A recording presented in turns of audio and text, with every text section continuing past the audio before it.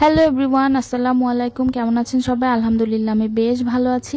আমি এই চুড়ি জোড়া বানানোর পরে অনেকে দেখে তো বিশ্বাসই করতে চায়নি যে আসলে আমি এগুলো পুরাতন কাঁচের চুড়ি থেকে বানিয়েছি। বিশেষ করে আমার বাড়িতে যারা আছে তাদেরকে আমি দেখানোর পরে অনেকেই বিশ্বাস করতে চায়নি যে আসলে এত সুন্দর চুড়ি আমি নিজে হাতে বানিয়ে ফেলেছি। কিন্তু কি আর করা, সত্যি আমি এটা বানিয়েছি। আর আমাদের বাসায় এরকম অনেক পুরাতন কাঁচের চুড়ি আছে যেগুলো থেকে এই কাঁচের চুড়িগুলো আসলে কার সেটা আমি নিজেও জানি না, কারণ অনেক আগে থেকে আমি এগুলো আমাদের বাসায় দেখি। এরকম আরো অনেকগুলো কাঁচের চুড়ি আমাদের সংগ্রহে আছে। শুধু কাঁচের চুড়ি না, আরো অনেক আইটেমের চুড়ি আছে যেগুলোকে কে কেন রেখে দিয়েছে আসলে জানি না। হয়তো এই কারণেই রাখা যে কোনো না কোনো দিন এগুলো কোনোভাবে কাজে লাগানো যাবে।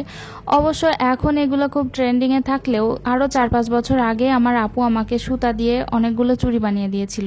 তখন কিন্তু এগুলো কোনো ট্রেন্ডিংয়েও ছিল না, আর ফেসবুকেও এতটা এগুলো নিয়ে কোনো তোলপাড়ও ছিল না। অথচ আমার আপু আমাকে তখনই এই ধরনের চুড়িগুলো বানিয়ে দিয়েছিল পুরাতন চুড়ি থেকেই।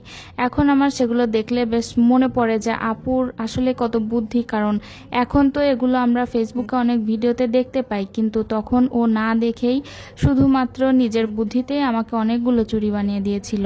আর সেটা মনে পড়ার পরে আমার মনে পড়লো যে আমাদের বাসায় এরকম আরও অনেক চুড়ি আছে যেগুলো থেকে আমি নতুন নতুন চুড়ি বানাতে পারবো আমার ইচ্ছা মতো ডিজাইন করে। তারপরে সবচাইতে খারাপ দেখতে যে চুড়িগুলো ছিল আমি সেগুলোই বেছে নিয়েছি, আর সেখান থেকে 2টা চিকন চুড়ি বানাবো ভাবলাম। আর তারপর আমি 2টা চুড়ি নিয়ে সিল্কের সুতা পেঁচিয়ে নিয়েছি। এই সিল্কের সুতাগুলো আমি কিনেছিলাম পাঞ্জাবিতে কাজ করার জন্য, কিন্তু পরবর্তীতে আর সেটা করা হয়েছিল না। যাই হোক, এখন কাজে লেগে যাবে। আর এই সুতাটা ছিল সাদা এবং গোল্ডেন শেডের, একটু অফ হোয়াইট টাইপ এইরকম সুতা ছিল। এটাই আমার সবচাইতে বেশি পছন্দ হলো। তারপরে এটা দিয়ে পেঁচিয়ে নিলাম।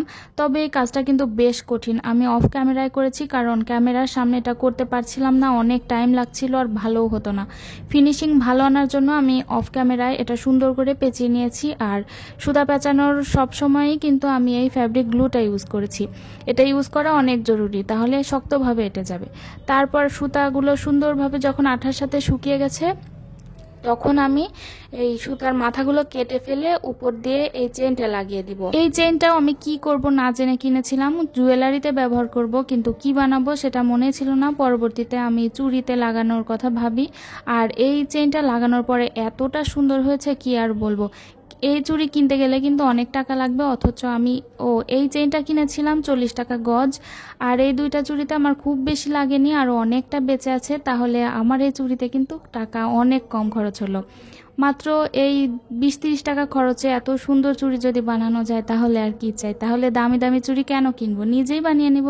যাই হোক, চেইনটাও কিন্তু আমি খুবই সাবধানে লাগিয়েছি, কারণ বারবার সরে যাচ্ছিল। তারপর ভালো মতো শুকিয়ে নিলে ব্যাস আমার চুড়ি জোড়া রেডি। খুব সুন্দর হয়েছে না?